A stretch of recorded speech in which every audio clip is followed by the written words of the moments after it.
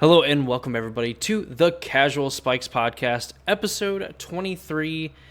I am Dakota, aka Crowday23, just about on 0.95 times speed right now because my brain is acting a little slow. I've not had my caffeinated beverages today. Joining me, as always, is my loyal, soon-to-be kicked off the show co-host Randy over from Modern with Randy. Randy, how's it going? Pretty good, except I'm gonna get kicked off apparently. Learning this today, folks. Learning this today, right now, with the rest of you. It's just like any normal business, you know. You think everything's all fine and dandy. Turned out like you have the worst performance review, and we gotta let you go so we can save 25 cents and a lollipop. Really, it's a sad day here. Wait, where is okay? My little sad little station thing, and they get to see that too. So Jeez. But so I successfully sabotaged myself by getting rid of my own notes. So we are in this episode. We were going to talk about World 30. We were going to kind of touch on it, but I think this is probably infinitely better on everybody's time now that Foundations has been fully spoiled as of the recording of this video. And we're going to be going over some of the things that we like from this set. I think that we can all agree that it's going to be very impactful, what it's going to mean for the standard format, and just be something new that we really haven't experienced because it's a set that's not going to rotate at normal rotation. And then I don't know, it's all weird, but there are a lot of things I really like about it, and I'm sure there's some things that Randy can find in his very very black and cold heart where he can find that he loves it too. Well, yeah, they got some nice red cards to warm my spirits. 90% of the set is just burn.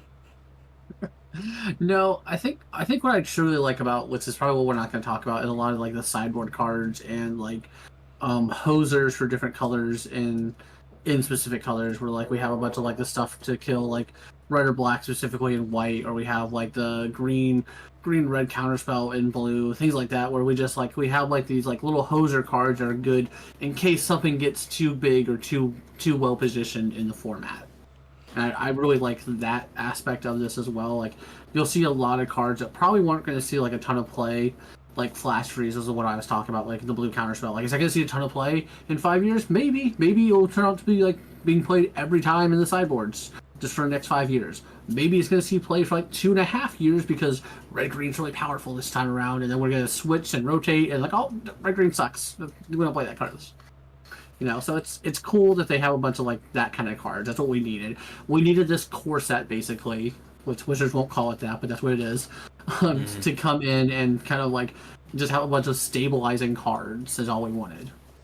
Yeah, the more I kind of looked at the list of cards that were getting printed in the set, the cards are getting reprinted, all of that stuff, it does just feel like very core set like. And I think that, you know, when I did my video today, or at least as I'm recording this today, uh, I kind of touched on that where I think core sets were just kind of a good entry point for players that maybe have seen what's going on. Just like, okay, this is the kind of point that I'm going to get to. You have some nice cards that could potentially be staples, just like any other set. And at this point, you kind of take that time, you learn how to play the game, whatever. Or if you're returning to the game, you end up kind of amassing a little bit of a collection. And then you're like, okay, what's the next set? Or in this case, at that time, the next block that's coming out. And then that's where you kind of start to get into it. And you're not that far behind any of the other players that maybe played during the last block, you know, and they're going into this one. So definitely, I think a very good launch pad for new and returning players.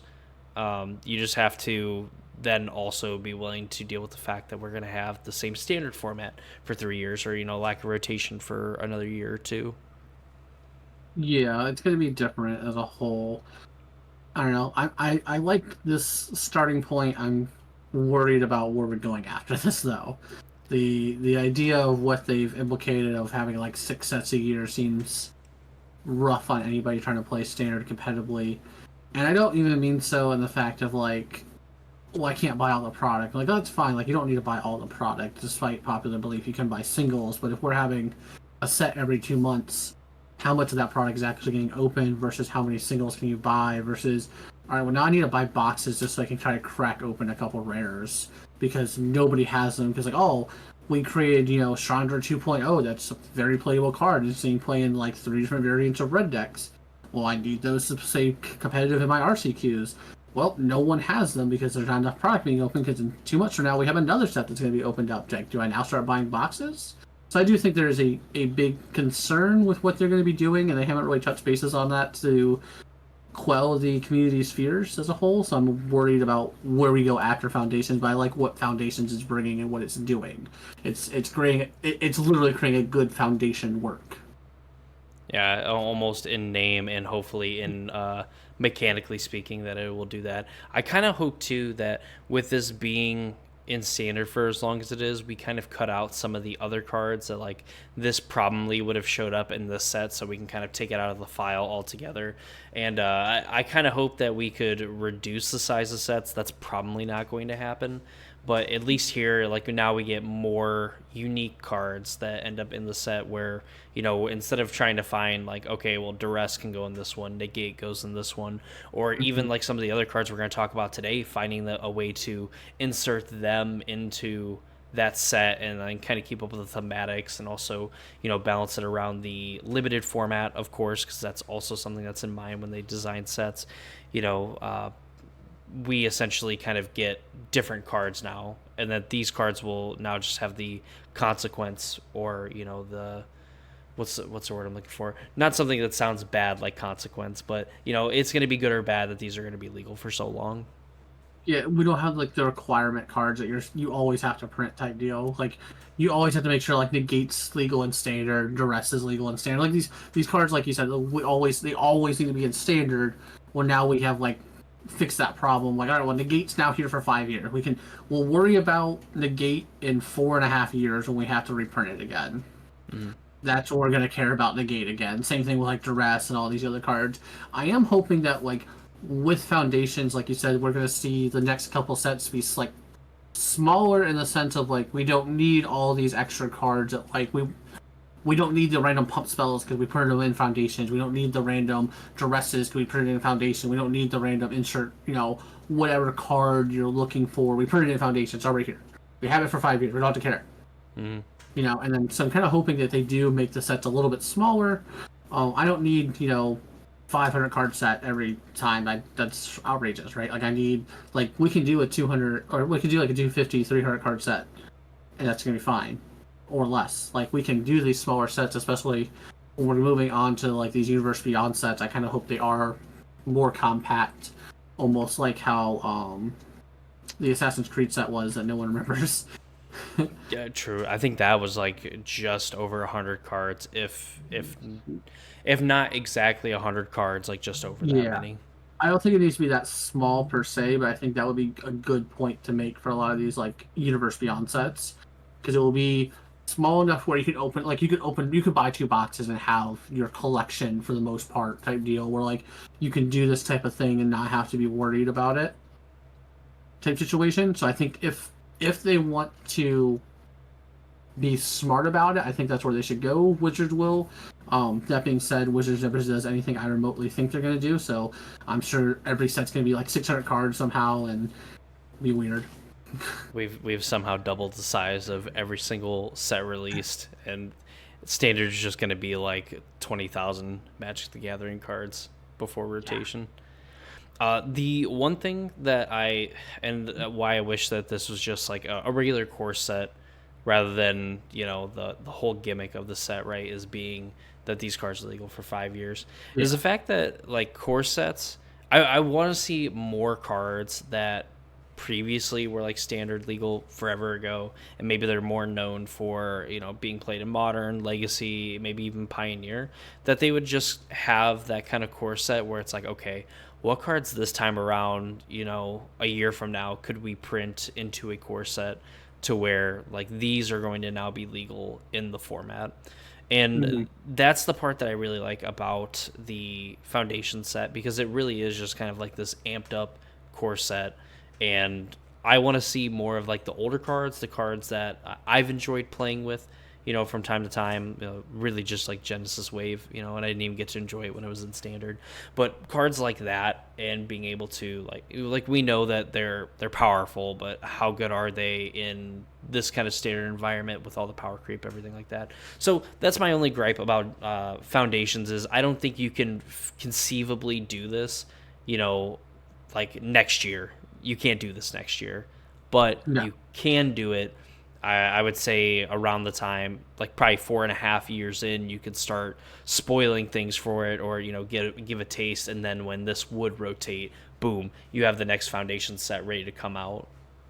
Yeah, But I agree with that. But yeah, yeah, so we'll see what they do with that whole thing. But we do have some cards from this set. Notably, these are just cards that we are finding interesting. They already have combos built into them, or things that we think are going to see play. These are not like necessarily the strongest card possible or anything of that nature. More so, just cards that we think will see play. do you know probably the best combo that is going to be in this Foundation set? Probably Demonic Pack Harmless Offering. No. Hitting the like and subscribe button is going to be the best thing that you can do, if anything regards to Foundations. I lied about being in the set, but that is easily one of the most broken combos, is making sure to hit the like button and subscribing to the Casual Spikes podcast channel to show some support. Follow the links in the description down below as well, and you can follow me and Randy individually on our channels. I didn't do it in the beginning. I had him in the first half, not going to lie. Sprung it on him. Yeah, I didn't. I was not ready for that because yes, we do have our own channel now for just the podcast to make it easier to find. Hopefully, once we start posting videos on it, because I struggled to find that channel that didn't exist. I think it is just because there's no videos on it currently, but we will post this new podcast so that I know Dakota's going to try to get the rest of the podcasts from yesterday's on there as well. We'll slowly Slowly just get them in. back that thing up. Back that thing up. Exactly. But I'm good with starting wherever on the list or whatever that you want to start. Probably start with Harmless Offering and Demonic Pact. Yes. So I guess, do you want to start with Demonic Pact because that makes more sense on why Harmless Offering is on the. Oh, you're really gonna make me do this now in real time? Oh, I mean, I can do it in real time. I have. No, I got it. I'll do it. Whatever. I'm gonna do it. I'm not looking at the old art though. I'm looking at the sweet Magic Origins art. So, Demonic Pact is the enchantment for 2 and double black. At the beginning of your upkeep, you choose one that hasn't been chosen, so you cannot double up on any of the chosen ones. Once you choose a mode, it's completely done.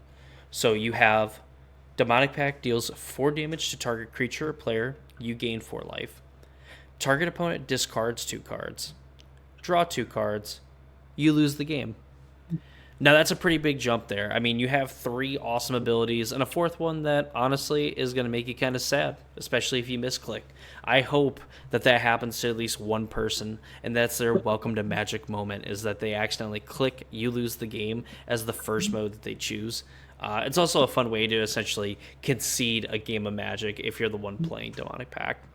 But I mean, to be fair, I think that there were some people, like, when this was released in Magic Origins, where it was like, okay, we're gonna put ourselves on like the 3-turn clock, kind of like playing the Archfiend of the Dross, where it's like, I have this very powerful card, I'm gonna try to win the game before this kills me, and it was a fine card to win those games. But when Harmless Offering, the other card we're gonna talk about, got printed back in Eldritch Moon, this was kind of the combo deck that people started to gravitate towards, playing like these Grixis style control decks with this combo. So keep that in mind, that Demonic Pact has a mode that says you lose the game, and you cannot choose a different mode once you've already chosen one.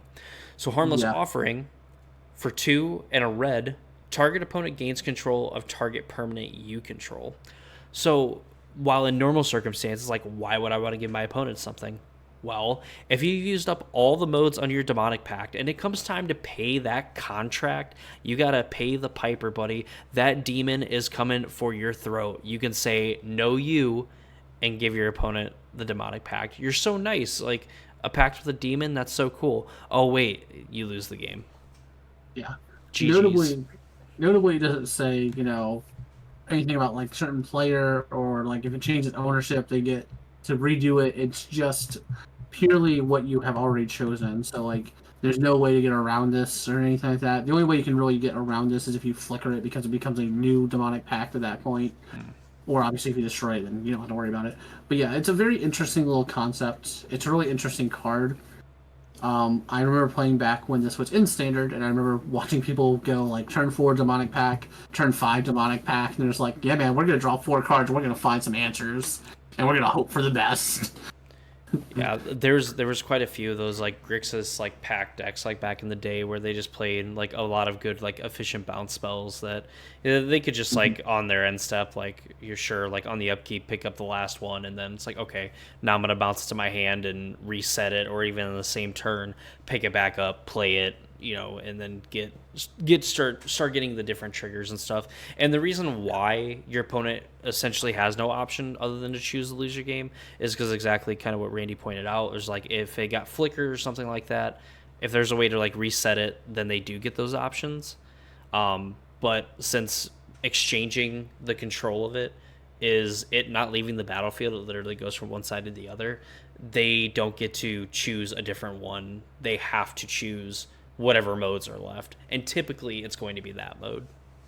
Yeah. So pretty cool, and this is like all printed in the set itself. So you're gonna have this legal for 5 years, and I think we all know that the Rakdos color combination has been very powerful, probably arguably one of the most powerful two color combinations that we've seen in a while. And no reason for me to believe that with all the good removal and just a lot of the other good action that the Rakdos decks have, that this isn't going to be a staple or at least an archetype that people try to play once the set drops.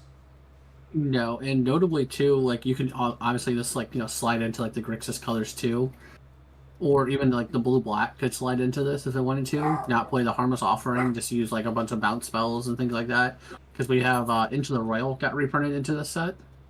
Which I know I didn't give you anything into about that, but So good.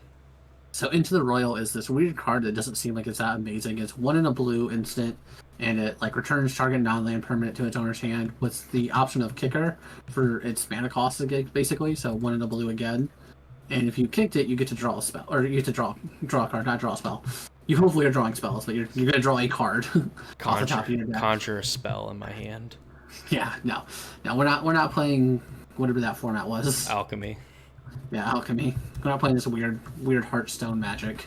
We're playing real magic here. But you get to draw a card and bounce it. So I can even see blue black just being a thing and sliding in demonic pact into the deck and just having playing 4 into the royals and maybe some other bounce spells and stuff like that. Just we're gonna find our bounce spells. We're gonna get super value out of our demonic pact. We're just gonna draw a million cards. We're gonna keep draining our opponent and just win from there. Oh yeah, and this is just to kick off the foundation set. Probably one of my favorite combos. Unless it happens to me, then it's one of the worst ones. And I hope you stub your toe on a Lego end table. Exactly. Yeah, demonic pact is amazing when you're playing it. When it gets played against you, it's like this is BS. They're cheating. All anything else I can say, just they stack their deck unfair. So probably one of my favorite cards, kind of switching from the demonic pact's anger and happiness moments that you're gonna have throughout 5 years of standard is we're gonna get Day of Judgment back into standard. It's nothing special. It's just 4 mana, destroy all creatures, 2 white, two generic sorcery. So nothing crazy about this other than the fact that there's no downsides to the 4 mana wrath. It's just a card you're gonna see play for 5 years, like full stop. Like there will be a white X deck that is controlling, being controlled, whatever you want to say, is going to be in standard for 5 years. There will always be some deck going, they just went on 4? Let's cast that. Like, there's not going to be a time in standard where this card is not playable. I'm willing to like go on the record for this for 5 years, and Day of Judgment will always see play in standard. Yeah, as long as the control archetype is good and the aggro decks are plentiful, then getting to cast a Wrath on turn 4 is always going to be a good thing. Yeah, I don't see a time period where this card's not going to see play in the next 5 years.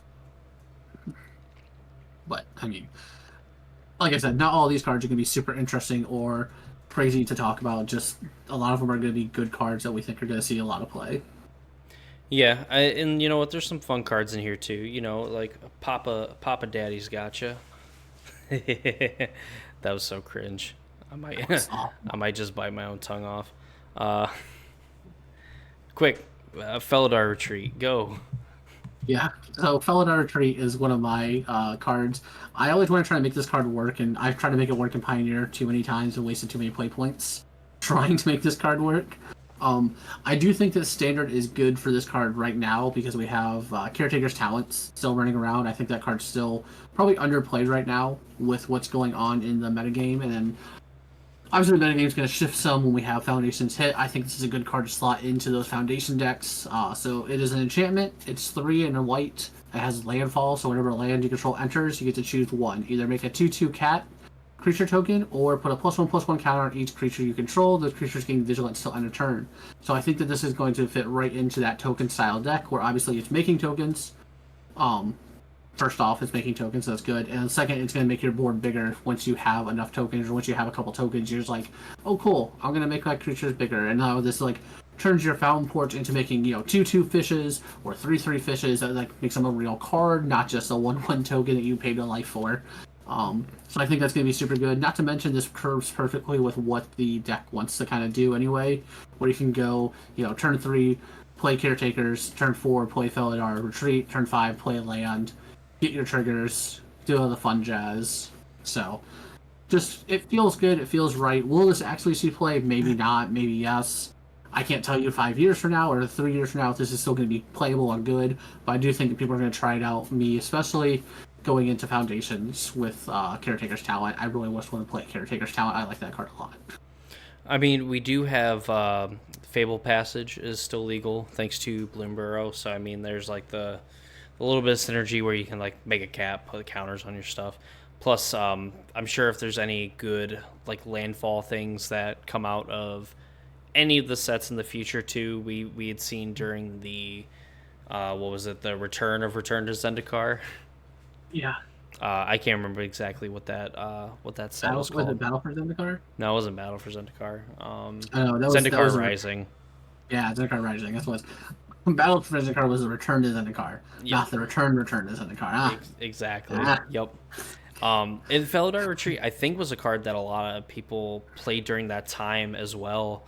Was just like a really good, like kind of like go wide like finisher. So, I could see if there is a dedicated landfall strategy. Maybe if the format slows down a little bit, where we don't have as much Gruul aggro or mono red aggro kind of floating around, which might be pretty hard going forward.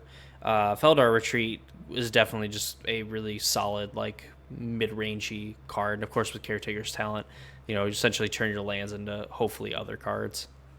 Yeah, you can turn your lands into creatures that that also trigger Caretaker's Talent to draw a card, and you just get this whole little value engine going, and it's just great. And then you're dying to bolts and lightning, you're dying to lightning bolts and shocks, and it's like awesome. Like, look, man, I made 5 tokens, drew 5 cards. Yeah, I did 20 damage to your face.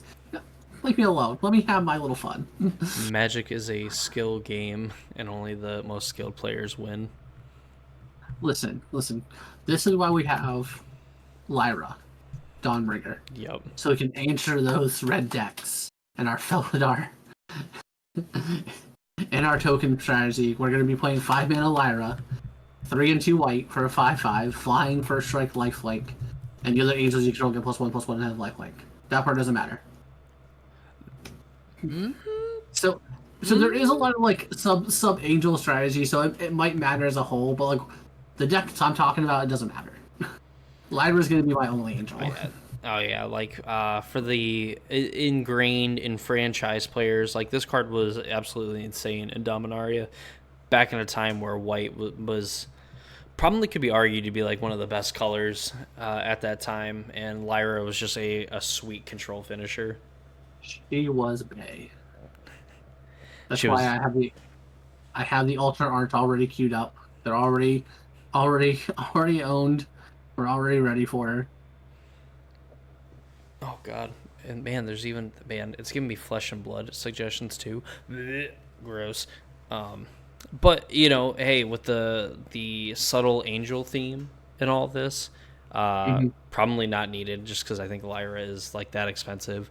Um, I think that that could potentially come up from time to time, and by time to time I mean like once a year when someone's like, I can finally play angels, and they're like, never mind, now's not the time. It turns out now is never the time. No, but nonetheless, a pretty cool reprint that we know has kind of have some has some competitive constructed pedigree, and will be an absolutely insane card if you draft the set. Oh yeah, for sure. Huh? Uh, Say I going on with cards that we know are playable and that have been good before in the past. We got our boy Spectral Sailor back in standard. oh yeah, All right, so we got one blue for a 1/1 with flash and flying, and you can pay 4 mana to draw a card. Now I know what you're thinking. Why are we playing this spell? I don't know yet, but we're gonna figure out a reason to play them. um, we do still have the Enduring Curiosity running around, that 4 mana enchantment creature that whenever you deal damage with a creature, you get to draw a card. So he works well with that. He is kind of good in the late game or mid to late game where you can just go hold up your mana because you're playing counter spells, removal spells type thing. And you're like, oh, okay, my opponent didn't do anything. I'm going to pay 4 mana to draw a card. So he has like incidental card advantage. And he's a spirit and pirate that may come up later in standard. I think there is like a few pirate synergies in Foundation. I don't know how quickly we're gonna turn around and return to Ixalan, but Yeah, um, they made a pirate lord, and I was like, cool, man. No one asked for this besides maybe some EDH players. wow, it's worthless. Yeah, it's. I saw the pirate lord spoiled, and I was like, cool, man. I was like, just like let me do a quick count. Was there 12 pirates in this set, and none of them are good? Like together, awesome. So you're saying there's not a chance? Pirates But no, shafted.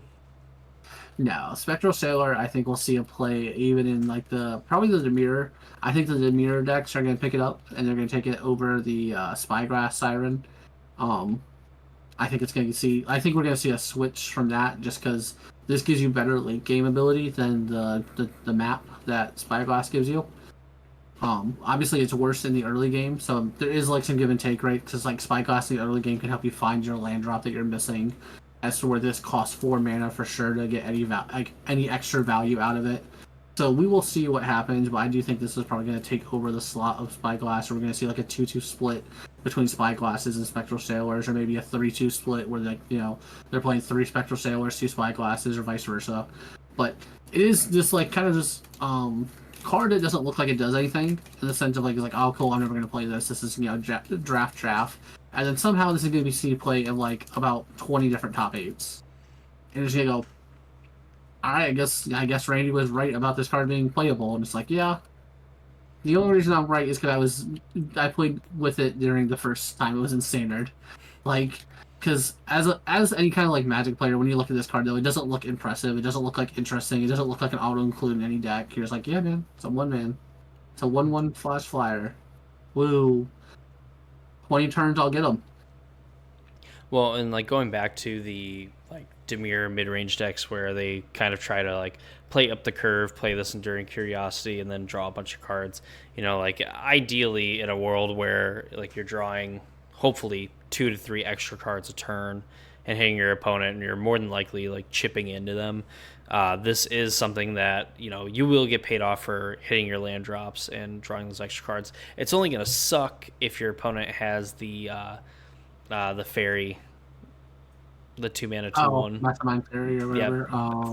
masterminds, fairy mastermind. That's what it is. Mastermind. Jesus, we're We so were good. we already had it, and it just, but so like it's a little awkward with that. I can't imagine that card sticking around for super long, but I mean it's also kind of good-ish against it because then you kind of surprise block it and get like your little gotcha moment or whatever. But I think Spectral Sailor in like that sense is it's a card with it's an early game card with like some late game capability. Yeah.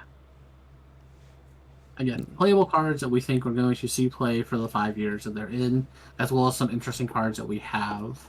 Um, I guess I have a new card I want to talk about, unless you have something you want to talk about. Now go for it. All right, we're gonna go with Sphinx of the Forgotten Lore. All right. So, two generic, two blue for a flash flying 3/3, and then whenever this creature attacks, target instant or sorcery card in your graveyard gains flashback to end turn. The flashback cost is equal to its mana cost. I think this is interesting. Do I think this is super good or broken? No, but I do think that this is a probably playable Magic card. How playable will depend on how well we have, like what kind of instance of sorceries we have. Notably, this is probably not getting played in like your blue-white control lists, where because you're not going to be able to play this, give my counterspell flashback, counter your spell type situation. I see this getting played more in maybe once again blue-black because it's the only color combination in Magic apparently. Look, we got blue-black, we got green-red. Everything else doesn't matter. But no, I can see this getting played in maybe a blue-black list or maybe even a blue-red list where your spells are going to be like, you have your burn spells or removal spells, and then like your blue is going to be like your draw spells, things like that, or bounce spells type situation where like you're just getting you're accruing more value as you play the game type situation.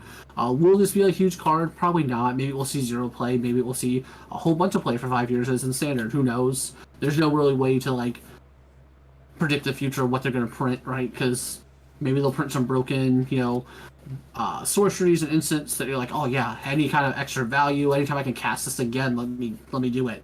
And we're going to play, the Sphinx. But otherwise, I do think it's an interesting take. I think it's an interesting card design. I think it's very well balanced as a whole.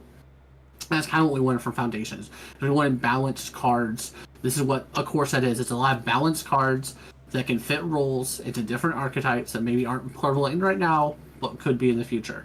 And I think that's what Sphinx does really well. I think it does kind of fit into the blue-black mid-range deck right now, though. But I don't. I think that they kind of want to stay more low to the ground. So I don't think this is something they're gonna like. Let's jam 4 of them, slave them up. But I do think this is something that you could see. Go ahead. Yeah, I think that they're. I want to say at least in that Demir deck, I think that you're kind of fighting over like the 4 spot. I don't even know because I think even some of those decks they weren't even playing like 4 Enduring Curiosity. They were like 2 or something like that, maybe 3. Yeah. Um, Yeah. It's a high cost. It's a high cost, but it's not like 4 mana is not a lot of mana, but it's a lot of mana when you're trying to play like cheap, cheap efficient creatures and removal. mm-hmm. And I was actually one like the short that I made with this card. Like the more I kind of sat and thought about it, I was like, well, like Sphinx, yeah, like it kind of sucks so you don't get back counterspell or anything. But like on the flip side of that, you're able to if like to attack with it. You're able to kind of get in like flashback or removal spell, like clear the way for it, or like getting back with cheap cantrips. We do have Opt coming back into the format. A, a moment of time too. I think it's like the 2 mana card from like the Brothers War or something like that. One of those sets. Yeah. And it like puts a card in your hand, a card in the graveyard, a card to the bottom, and it's like that's like virtually like a draw to if you're able to have this on the battlefield. So I think there's like some plays that you can make where you're maybe more of like a tap out control deck, or you're like I have some counter spells and like this is just going to help me accrue just that much more like extra value, kind of playing like a like an Ojutai or Dragon Lore like Ojutai from like back in the day where it's like I'm going to attack with it, I'm going to get look at a few cards, I'm going to be able to like kind of keep my hand filled up, and I'm going to like be able to dig for a counter spell to protect this thing rather than this will flash back a counter spell to help protect it. Yeah. I think this will be like I said, I think it honestly like will fit in more of a I think blue red style almost, where we have kind of more like the removal spells or the burn damage to go face, and this is gonna chip in because it's still a flying 3/3. It's not amazingly strong or powerful, but it is like flying creature. There's not a lot of flying creatures running around. Like we just notated the 2 best flying creatures are a 1/1 and a 2/1. This eats them. Like so you're still being able to get chip damage in with this, and it's kind of play like that burn control strategy that we haven't seen in years. Yeah, but like, come on, we know that there's gonna be a better burn strategy coming up here very very Oh, soon. Oh, for sure. But I do think that I think Sphinx is exactly what you want to see out of Foundation. It is a balanced card. It's not pushed or overpowered in any way, shape, or form, but it is definitely a card that you can see play in 5 years. Like in the 5 year time span. I mean, like it would not like if someone casts this against me, I'm not gonna go, wow, you're casting that? Like, are you okay? Did you read the other cards? There's better cards. Like, it's not gonna be something crazy, and it's not gonna be like, wow, fourth opponent in a row played Sphinx of the Forgotten Lore on turn 4. Shocker. Yeah, it's Like, it's definitely a card that gets better. It's like you can play it on turn 4, you can flash something back, and it's gonna be like pretty decent. But it's a card too where like in like these top deck wars or whatever, it's like going to snowball pretty much like out of control because again, like at that point, graveyards are fully stocked up. Your opponent's like you and your opponent are going like card for card, and it's like okay, like if you whiff on a turn, like this is then going to turn into me drawing a card in my turn and then potentially drawing another card on my turn and then setting up my graveyard again. Now I'm going to be able to protect it, that sort of thing. So I think that the fact that it doesn't close out games might be the thing that hurts it. But at the same time, if you're, essentially turning that one draw step into, a draw step plus two extra cards or something like that, and of course, multiples of these, also give you an insane amount of value. It's just a card that I think if we played on turn 4, it's probably not insanely busted, but definitely when, like any other card that has flash, you're able to play it, leave mana up to protect it, and then from that point on, it's just always going to have like 2 or 3 removal spells to get rid of it. It can find a home somewhere. yeah, I see it. Like I said, I think I see it in more like you said, a tap out control deck. I see it more as like probably a 3 of. I don't think you're ever playing 4 of these per se. Like you want it enough just where you can see it enough of the time, but like you're not like this is not something you're happy to play on turn 4.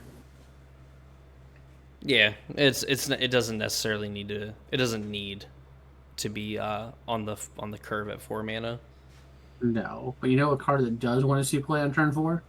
I think I know what you're talking about. Hit me with it. Zombify. Oh. So this is probably one of the best reanimation spells that we have, and I think it's gonna make a big splash in Pioneer more than Standard. Obviously, I think it's still we'll see play in Standard. Turns out getting Atraxa back is still really good. Big Mm-hmm. shock all around, I know. But this is a 4 mana, 3 generic, 1 black sorcery. Return target creature card from your graveyard to the battlefield. So obviously the first example is Atraxa, like no if ands or buts. That's the best card to return right now in standard from the graveyard. So I think that's like just a good card right there. Notably, this does allow like a blue a blue black control deck to now run around. Boo. Boo you. Blue black only metagame choice. Only metagame choice there is. Um, but no, I do think that this is going to see play probably fairly soon, just because Atraxa is still in standard. I think when Atraxa rotates out of standard, we'll see how good Zombify actually is, because unless they reprint, another Atraxa like card or something big dumb that you want to reanimate, it's not going to be like what you're wanting to do in standard. But I definitely think this is going to see play moving forward. Obviously, I have not built the reanimator deck that is going to be played with this, but I do think that this is going to see a lot of play. I think it's going to see a huge amount of play in Pioneer. Too bad that's a dead format right now. Y'all be hating on Valgavoth too much as a reanimator target, and it shows. I forgot that card existed already. That card is insane. And, I've seen plenty of decks, unfortunately, in limited and in constructed, where they just get this card back on like turn 4, and it's just a brick wall. Like you're never reasonably killing it. Like, do you feel good about yourself? Cool, because it's coming back next turn, and you sacrifice 3 permanents for it. Congratulations. So I mean, Atraxa is probably just the go-to reanimator target, and I think this is like something for standard that I don't know if I necessarily like just having like a really good reanimator spell in the format. I don't know if that's necessarily where you should go for it, especially when you have some like really really good creatures. But whatever. If you're gonna give it to me and I'm gonna bring back Valgavoths, I'm gonna keep going then. Yeah, it might be a mistake to have this card for 5 years. I think time will tell.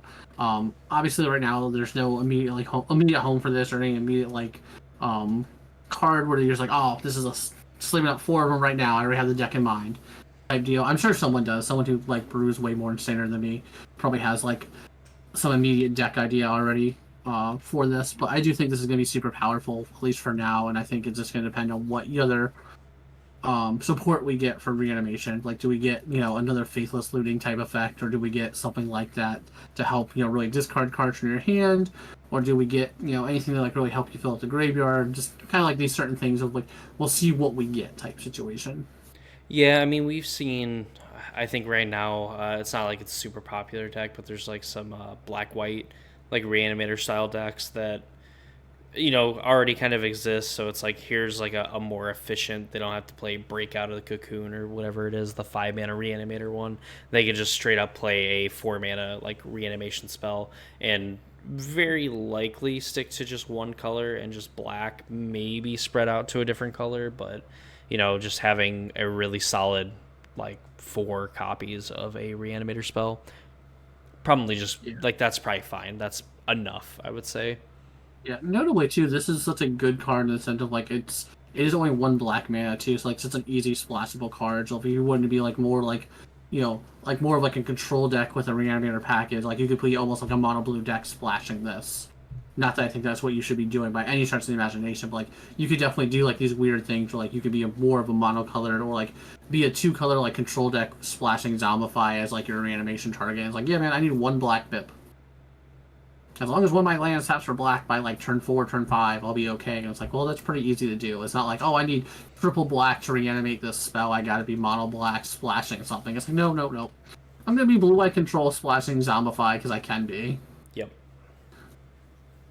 So, definitely a good card. Definitely something we'll see play. Like I said, it just kind of depends on how much play they give us with the reanimation strategy. Also very true. So real quick, because I'm definitely gonna make you lump uh, all these burn spells, all these like really good red cards. Yeah. They're all getting thrown together. We're gonna talk about them as a whole because for one, I'm not gonna sit here and watch you stroke for like 12 hours about how great mono red's gonna be. And that the Yeah. decision really isn't what deck do you want to play in standard. It's what mountains would you like to play. I already got my mountains picked out. It's okay. Yeah, that's what I thought. Um, I since I'm the combo guy, self-proclaimed world champion, magnificent. Um, there It's is cool. there is technically another combo that is enabled by the foundation set. It's just not both halves are in the set, but we have one of them that's arguably a pretty good one. I think that on its face is kind of a pretty good card here, and I'm going to bring it up because, of course, I don't actually have it up here. Quick, Randy, dance for him. Oh, you screwed it up. They trying to bring up endurance and enduring No, whatever. I know what that card does. Are you kidding me?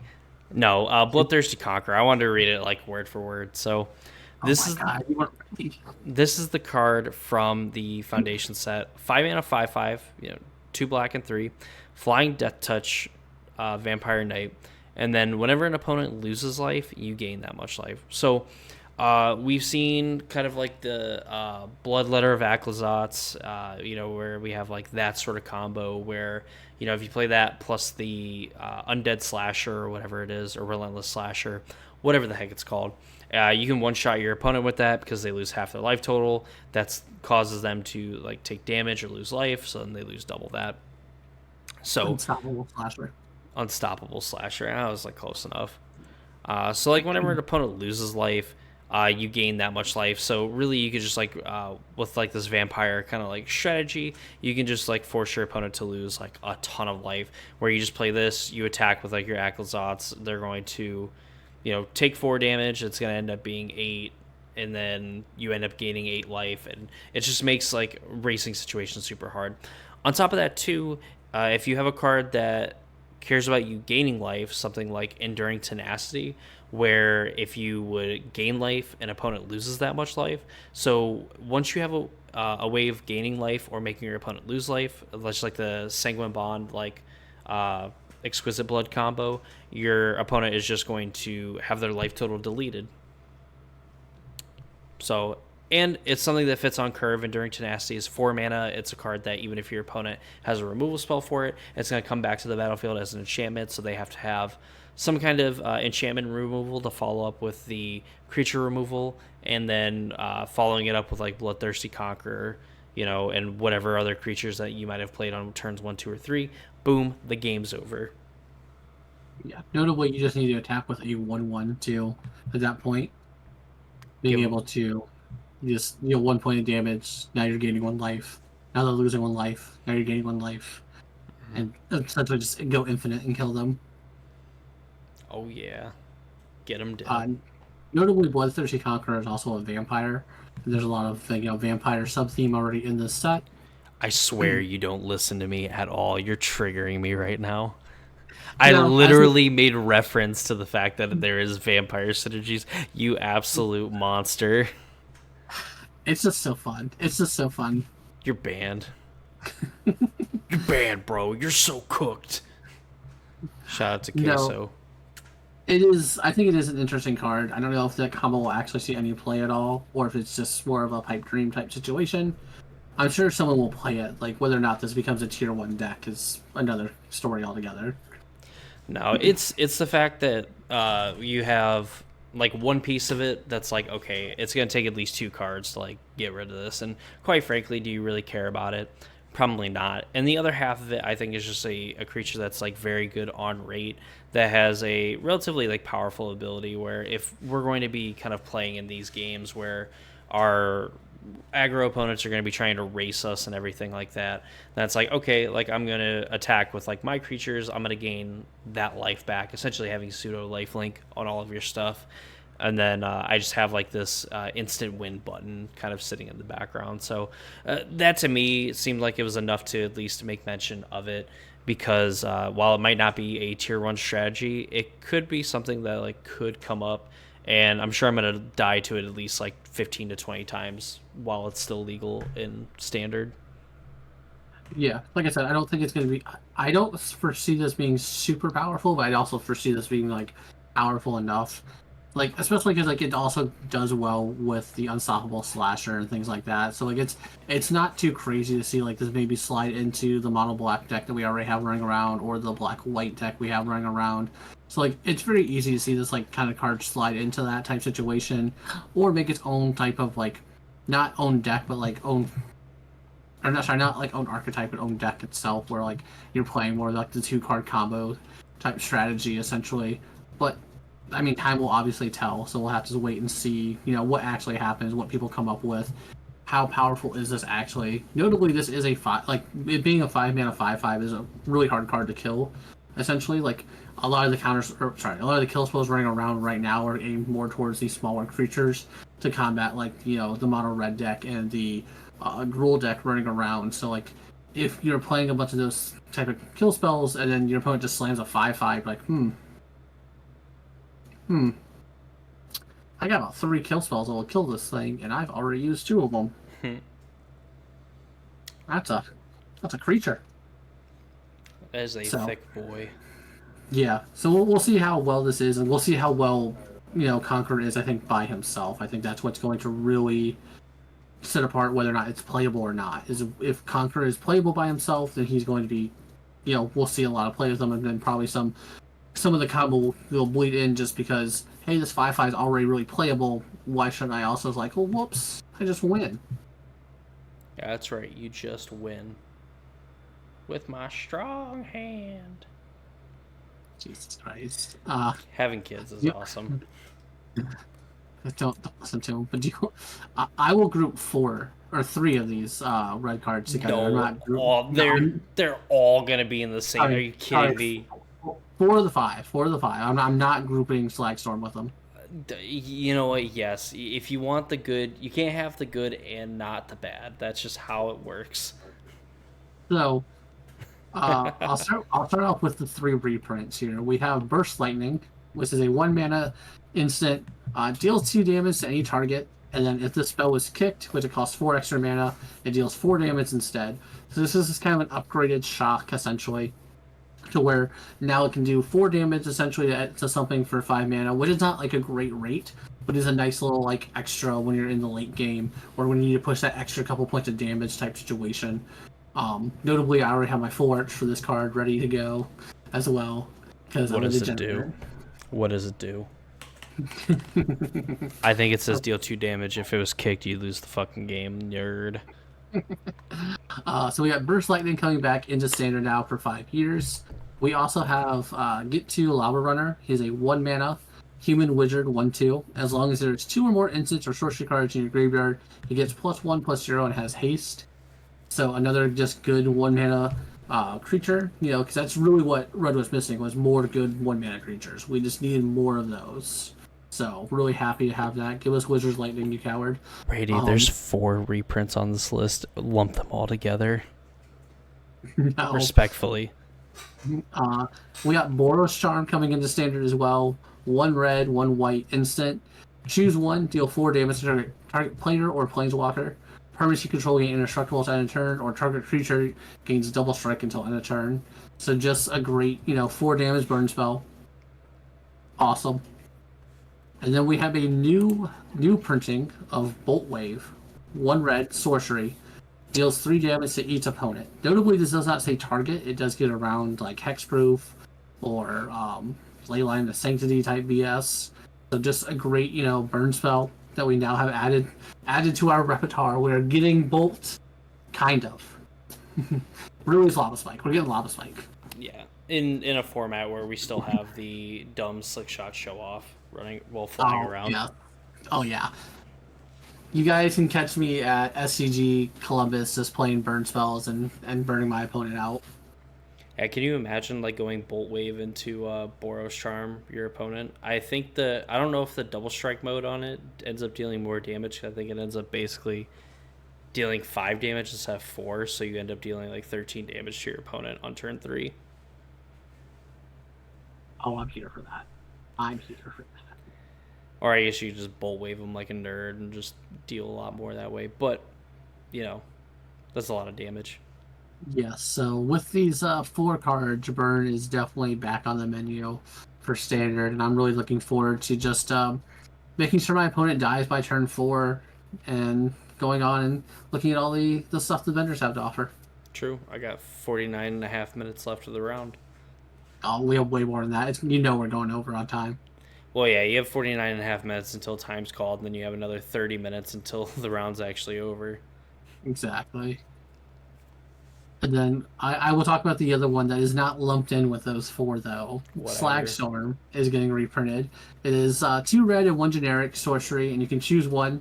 It deals 3 damage to each creature, or it deals 3 damage to each player. Notably a good kind of like board wipe-ish spell for red. So if we have any kind of those like red mid-range decks running around, this will definitely help them. It also can deal like 3 extra damage that you might need.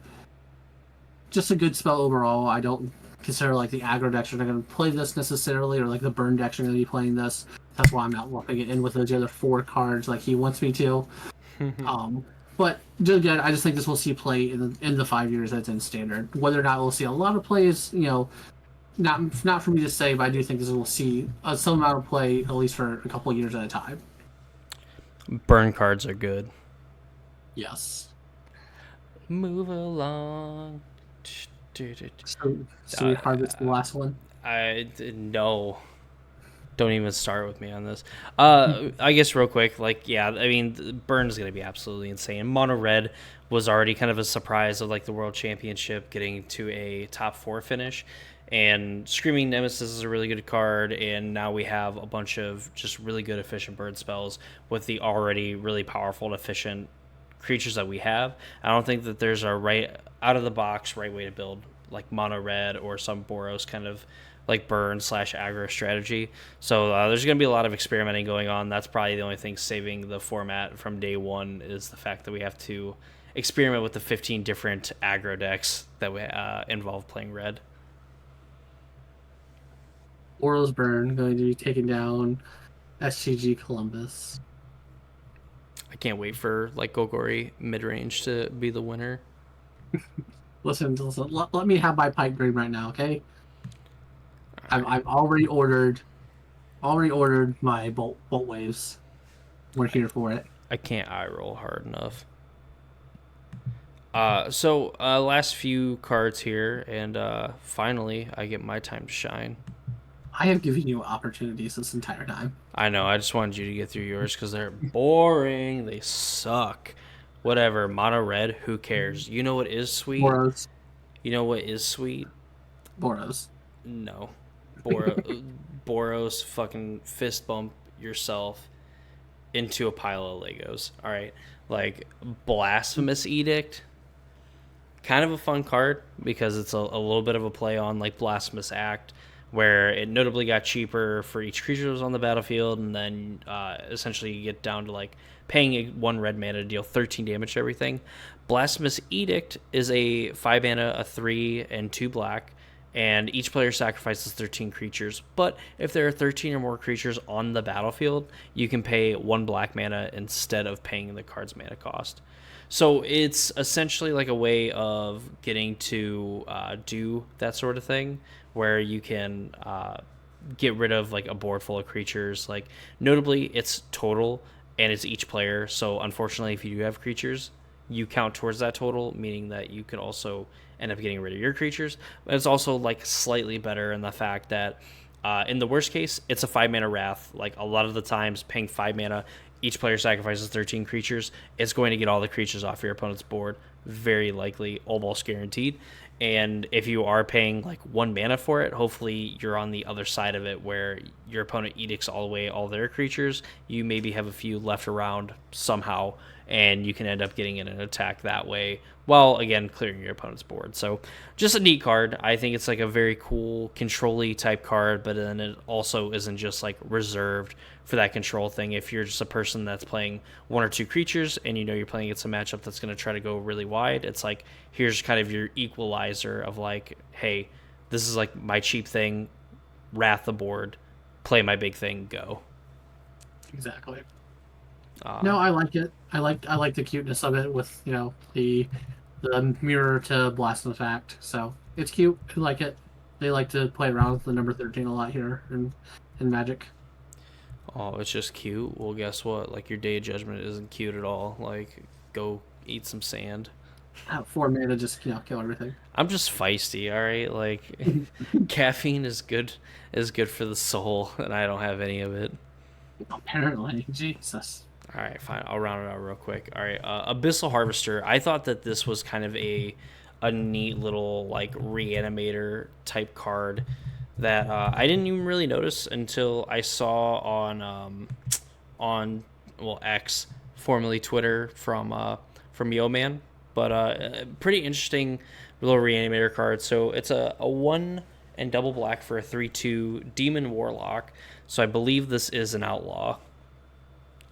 Important to note, I'm sure somewhere. You can tap and you exile a target creature card from a graveyard that was put there this turn. You create a token that's a copy of it, except it's a nightmare in addition to its other types. Then exile all other nightmare tokens you control. So this isn't like a way that you can necessarily abuse it. And I think that's kind of what I like about it, where it's a reanimator type effect that you're going to be able to essentially get the physical creature back. You know, it's not going to be a 1/1 or anything like that, like we see from some of these other kinds of effects. But you can only have one on the battlefield at a time. You're not going to be able to, find ways to loop this or anything like that. You're going to get it back, but then if you want something else, you're going to have to get rid of that one. So you're going to have to get whatever value you can out of it before you can go and get another one. And you're not going to be able just to pick cards out of the graveyard either. They have to end up there this turn. This is like a way that you can then, exile card from a graveyard is put there this turn. All right, so I just had to make sure I double check it because I'm not good at reading. Not my strong suit, as it turns out. I've gotten plenty of cards wrong before. But if you are able to, like, entomb essentially a card into your graveyard. It was put there that turn. You can go ahead, get it back with the Abyssal Harvester. So maybe a card that's going to see a little bit more like eternal play than it will standard play, because I don't think there's very many, if at all, anything that really puts cards into the graveyard, except for like Vile Entomber is like a way that you could curve on turn 4 to put something in there. But it's pretty neat. You could also just use like a removal spell on your opponent's creature, pluck it out of the graveyard, and again, you kind of get that value there. So just a neat card. It's something I like in terms of a design and as a card too. That just in general like does play pretty powerful and does take some setup if you want to get very specific things back, but then also just kind of as like a value thing isn't really that bad. Yeah, so what I like about this is I feel like it's just broken in the mid-range mirrors, where you're just like you're able to freely attack in type situation where like, all right, cool, I'm gonna attack in. If you want to block, that's great, but I'm gonna get one of these creatures back that has died this turn.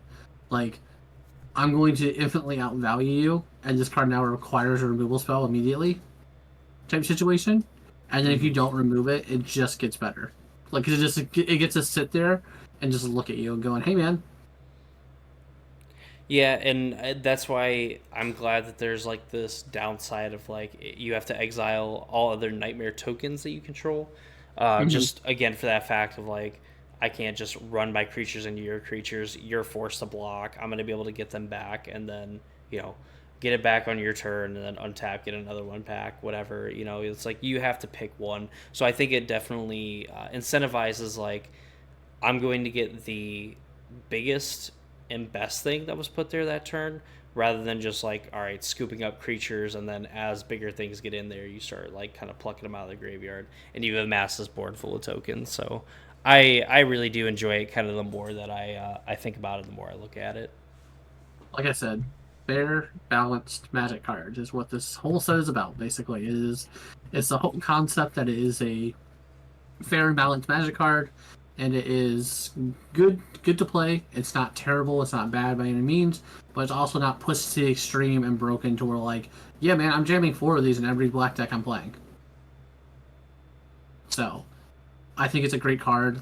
Will it see a ton of play? Maybe, maybe not. Like I said, I think it seems really good in like the mid-range grinding matchups. I can almost see this like being a really good sideboard card in those types of things, where you're just going to be going back and forth resource-wise.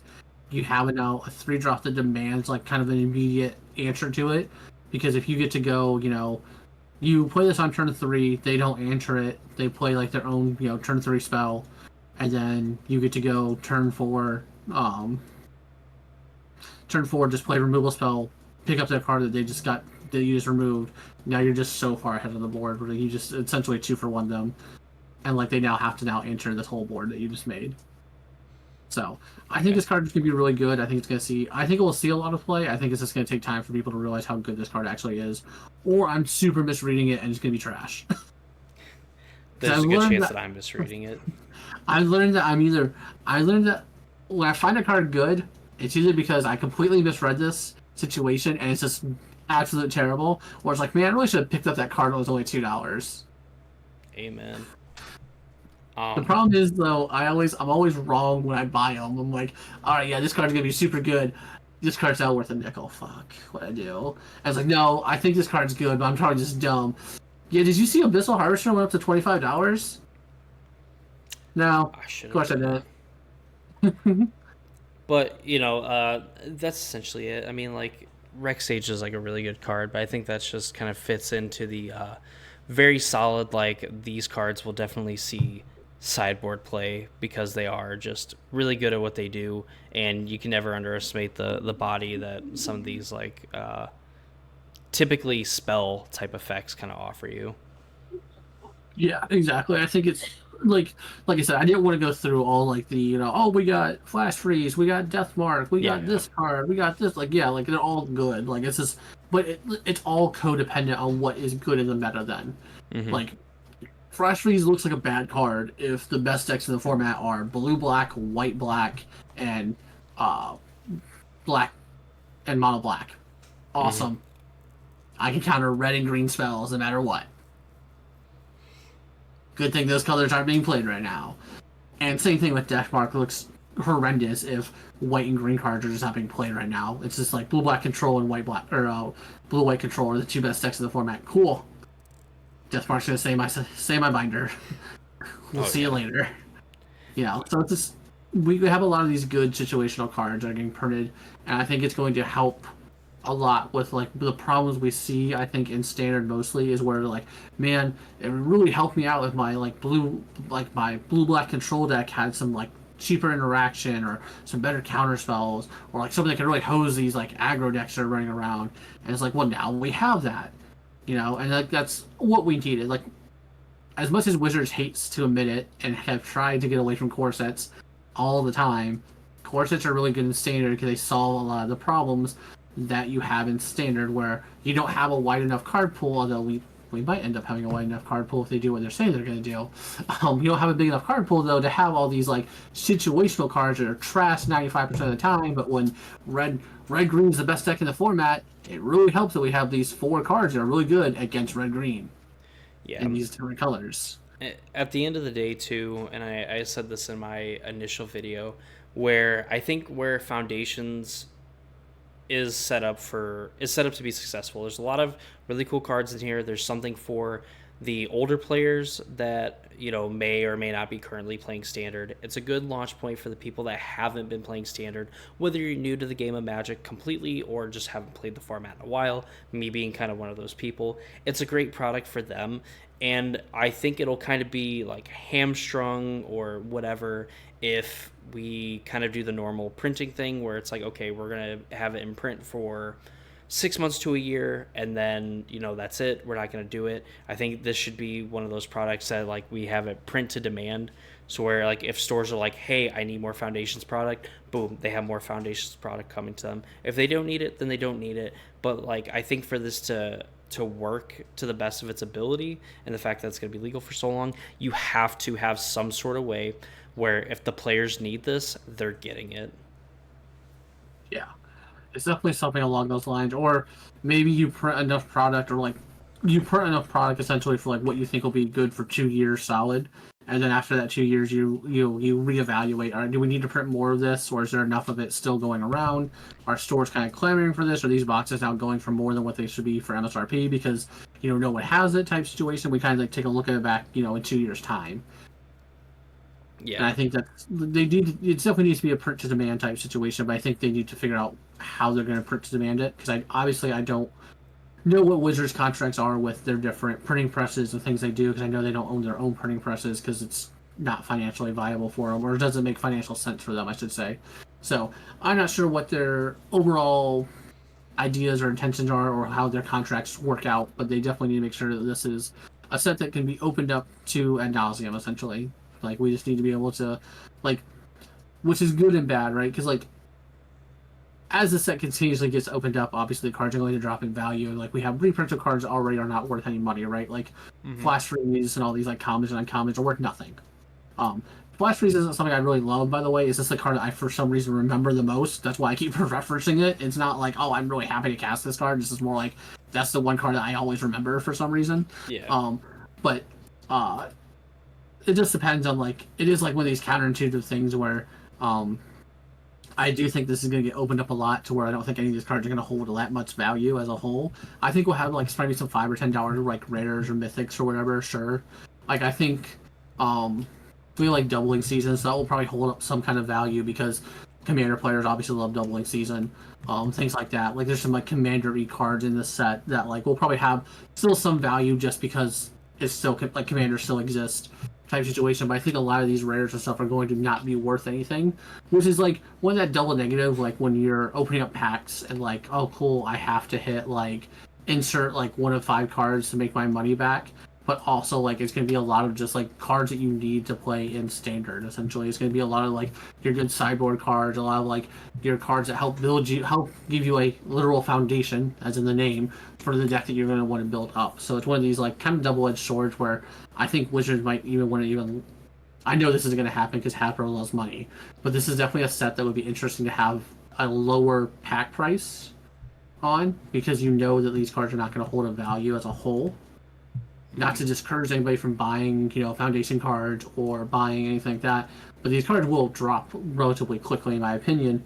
Like obviously the special guest cards and like the specialty cards or third versions where it will hold more value, but like Abyssal Harvester, like let's say that gets played as like a 2 or 3 of an every black sideboard.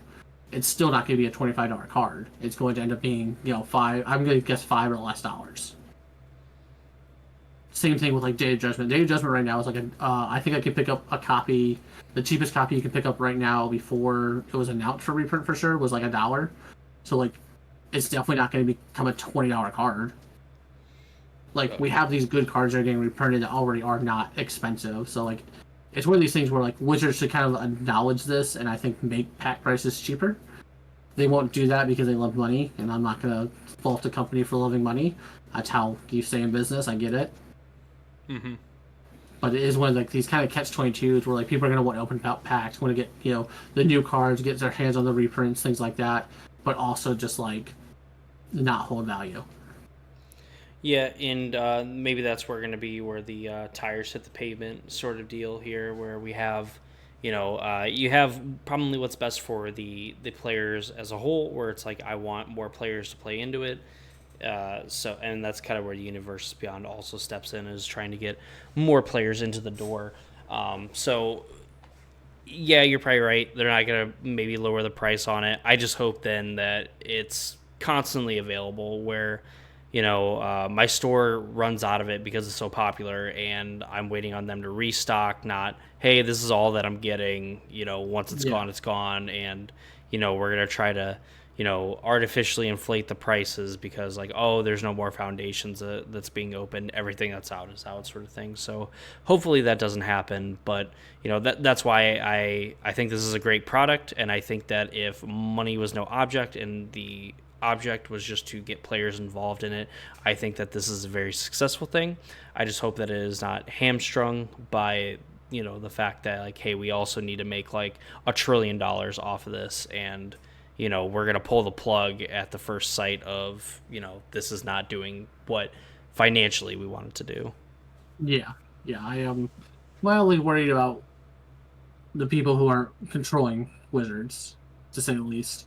Um, but that's not something I really have control over per se, but it is definitely an issue moving forward that I think could be an issue depending on how they view this product and what their end goal was. And if they're smart enough to see like this product is made to not necessarily sell billions and billions and billions of dollars worth of product, as it is to make sure people are interested in what essentially you are trying to make as your namesake product again, which is standard.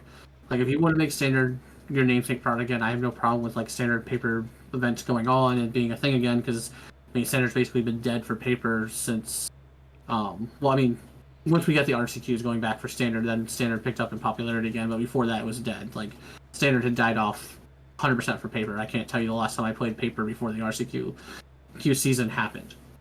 Mm. So like if you want to make this into a real format again, paper wise, and yeah, you need to recognize that like your sets might not always sell amazingly, but like you need to have them available because there's cards in there people are going to need. What worries me about their like 6 set release a year type situation, are we going to have enough product available to where if set number 3 has 6 cards that are really good, if you're being played in like every blue deck, well, that's cool. We only printed 200 cases. Well, awesome. Now those 6 cards are worth $45 a piece or more because there's only 200 cases made, which obviously is a very low number for just example wise. But like, you can't do that. Like, you're gonna have to still print these sets quite a lot, and so I am worried about what their plans are financially for that. No, for sure. I think that's very understandable. Well, alrighty, sir. Is there anything else you want to go over? Anything else you want to bring up? No, what this is, by the time this comes out, it will be the last weekend for the modern RCQ season, so we'll see that finally wrap up. I think a lot of people are happy to see modern kind of be ending, especially because Boros has kind of been like this juggernaut of a deck. Like we see Mono Blue Belcher coming up because it was so good against the Boros deck. Like we just have kind of see like this. We're in this weird area of modern. I'm really happy for December to be coming up and getting a ban list and kind of just Thank you, camera. And kind of just like, you know, hopefully fixing modern because we'll hopefully ban the One Ring and maybe I'm kind of hoping Amp Raptor gets banned out of Bordeaux's energy as well, just kind of like to slow it down a little bit. Um, where they're not, just doing amazing 2-for-1s on turn two type situation. But we'll see what actually happens in that situation as a whole. But I am hoping as a whole that like we do kind of get modern fixed out a little bit more so that way when I get to the RC in March, I'm not just stuck between playing broken deck or broken deck type situation. There's actually a metagame evolving around it. And then that being said, I know we have standard RCQs coming up here. I think in the next week or two. I think there's like a week break. Yeah. I think the 17th, the weekend of the 17th is when the standard RCQs start back up, and that's also when Foundations comes out, or Foundations comes out November 15th technically, but we got whatever. Mm-hmm. So I'm curious to see what people are going to be brewing, what's going to be changing. I think that standard's going to change a little bit to a lot. I think it's going to depend on how good the burn deck actually comes out to be. If that's going to be a big problem or not. I think that domain is going to end up being dead if burn is actually a very viable deck because that deck just cannot beat burn. It's not fast enough to keep up with it with a life gain and such. And like its saving grace was I was able to play temporary lockdown, but if I'm doing if 10 to 12 of my damage is coming from burn spells directly, it doesn't matter. You lock down my creatures. You're still taking 12 to the face. Yep. That's pretty much all I have to say about like the kind of the formats where we're headed out right now, with wrapping up with modern and going into standard and all that fun jazz. Oh yeah, that's all I got for this episode. I'm super excited. I have enjoyed Duskmourn quite a bit. I'm ready for the standard RCQ season. I'm ready for Foundations to kind of hit the market, and I mean really just start diving into the standard format. Looks great. Yeah, I want to do a quick little plug on my channel real quick about I started doing like kind of breakdowns of what happened over the weekend with like the weekend events, like the big ones that were happening. So mostly we're going to cover like the challenges and stuff that happened in Moto, and then we'll cover any kind of like the SCGs running around or the what's SCG doing too, like the like the showcase events or showcase. Yeah, well, I'll be covering the showcase events too and kind of breaking down what happened in those formats.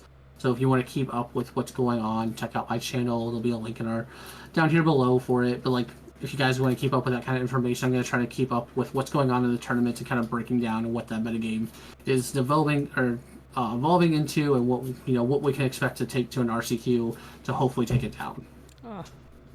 Yeah, for sure. I guess with that then, I'll probably wrap up this episode 23 of the Casual Spikes podcast. Of course, like Randy was talking about, if you want to check out like some breakdowns, things like that, what he's doing over on his channel will be linked in the description down below, along with my channel where we're focusing on like Modern and Pioneer. But with Standard coming up, I think we're probably going to put Pioneer and Modern on the back burner. We're going to kind of look at a lot more Standard, and we're going to kind of touch and peek in on those formats when the time comes for them. But Standard's great right now, and I think that's what makes Magic great is when the Standard format's good, I think the rest of the formats kind of thrive, and hopefully we'll get those ones fixed.